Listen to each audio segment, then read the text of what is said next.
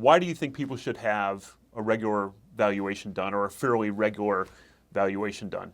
Well, I think there's a couple reasons. One, it's good for people to get a perspective. So to have a starting point.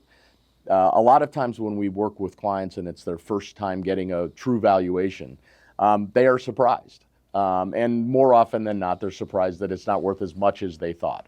And like anything else emotional to us, right? Our relationship is emotional to me, so it's very valuable.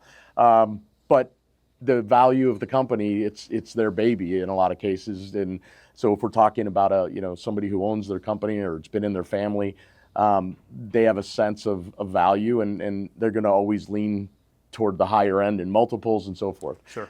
So what we do is we give them perspective, and if we're any good at it, and this is something I think is very important that my experience over all these years that we do, is we help them understand why the numbers are what they are. So it's not just, hey, I need a value, give me a value, and they're disappointed, and that's it, right? Our job is to help them understand why we come to that conclusion, why that's the right place to think, right? I think we all know in valuation there's no one right number. Of course. I know one time for sure that I was absolutely correct on a valuation because I did a value of a company and 6 months later it sold for the exact number. Well done. But absent that kind of transaction, we don't really know because you don't really see that linkage.